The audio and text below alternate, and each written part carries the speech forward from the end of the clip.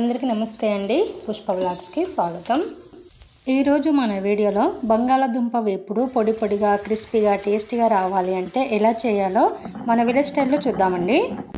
Okay అండి, ఇక మనం లేట్ చేయకుండా డైరెక్ట్ వీడియోకి వెళ్ళిపోదాం.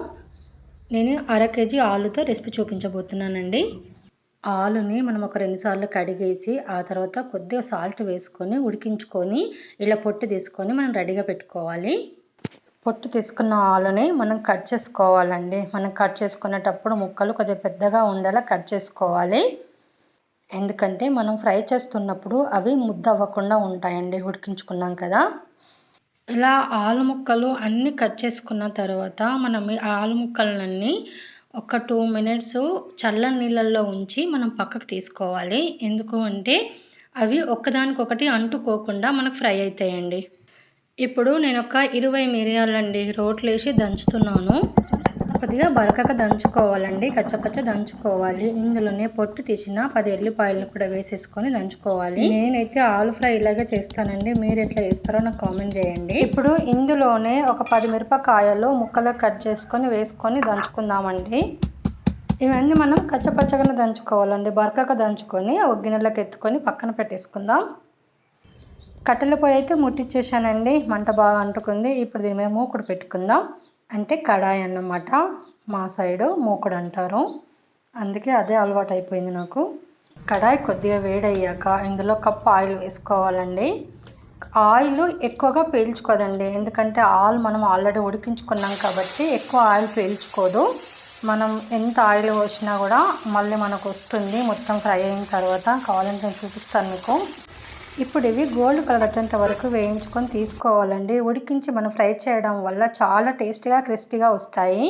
అదే కడాయిలో 4 స్పూన్ల నూనె ఉంచుకొని అందులో ఆవాలు, జీలకర్ర, మినప్పప్పు, శనగపప్పు ఒక్కొక్క స్పూన్ వేసుకొని ఫ్రై చేసుకోవాలి. అవి కొద్దిగా వేగాక ఇందులోనే ఒక 5 ఎండు మిరపకాయలని వేసేసుకొని కలుపుకోవాలి. తాలింపు లో ఫ్లేమ్లో పెట్టుకొని వేయించుకోవాలి, లేకుంటే మాడిపోతుంది. తాలింపు వేగాక అందులో మనం ముందుగా ఫ్రై చేసి పెట్టుకున్న ఆలు ముక్కలను వేసేసుకొని మంచిగా కలుపుకోవాలండి. కారం 1 స్పూను, ఉప్పు 1 స్పూను, పసుపు సగం స్పూన్ వేసేసి కలిపేసుకుందామండి. ఒక 2 మినిట్స్ అలా కలుపుకోవాలండి. నేను కారం తక్కువ వేసాను, ఎందుకంటే ఇందులో పచ్చిమిర్చి మన మిరియాలు కూడా వాడుతున్నాం. 2 మినిట్స్ అలా కలిపిన తర్వాత మనము కొద్దిగా కరివేపాకు వేసేసుకుందాం పైనుంచి. కరివేపాకు వేసి కలుపుకున్న తర్వాత ఇందులో మనము ముందుగా దంచి పెట్టుకున్న పచ్చిమిరపకాయ పేస్ట్ వేసుకుందామండి.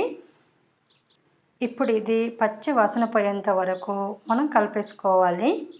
మనము ఆయిల్లో వేసి నుంచి ఫ్రై అయ్యేంత వరకు కూడా నిదానంగా కలుపుకోవాలండి. ముక్కలు పగలకుండా కలుపుకోవాలి, ముద్ద అవ్వకూడదు అన్నమాట, పేస్ట్ అవ్వకూడదు అన్నమాట. ఇప్పుడు 1 స్పూన్ గరం మసాలా వేసేసుకొని ముందుగా తరిగి పెట్టుకున్న కొత్తిమీరను కూడా పైనుంచి చల్లేసుకొని బాగా కలిపేసుకోవాలండి. ఈ రెసిపీ మనకు సోరకాయ, దోసకాయ, సాంబార్లోకి అలాగే టమాటా పప్పులోకి అయితే అద్దరిపోతుందండి. నార్మల్గా రైస్లో కూడా కలుపుకొని తినొచ్చండి, అంత టేస్టీగా క్రిస్పీగా ఉంటుంది. వంటలు రాని వాళ్ళు, బ్యాచిలర్స్ కూడా చేసుకోవచ్చండి. చాలా సింపుల్ అండ్ ఈజీ మెథడ్. ఖచ్చితంగా ఒకసారి ట్రై చేయండి. చూడండి మన వేపుడు, బంగాళాదుంప వేపుడు ఎంత పొడి పొడిగా వచ్చిందో. ఒక్క ముక్కకు ఒక ముక్క అంటుకోకుండా వచ్చిందండి. చాలా క్రిస్పీగా టేస్ట్గా కూడా ఉంటుంది. ఇప్పుడు మనం సర్వింగ్ బౌల్లోకి తీసేసుకుందామండి. ఖచ్చితంగా ఒకసారి ట్రై చేయండి, ఎలా వచ్చిందో కూడా కామెంట్ చేయండి. ఇదండి ఈరోజు మన వీడియో అయితే మీకు నచ్చిందని ఎక్స్పెక్ట్ చేస్తున్నాను. నచ్చితే మాత్రం లైక్ చేయండి, షేర్ చేయండి, మన ఛానల్ సబ్స్క్రైబ్ చేసుకోండి ప్లీజ్ అండి, సపోర్ట్ చేయండి. ఇలాంటి మంచి మంచి విలేజ్ వీడియోస్ కోసం మన ఛానల్ ఫాలో అవ్వండి. Thank for watching.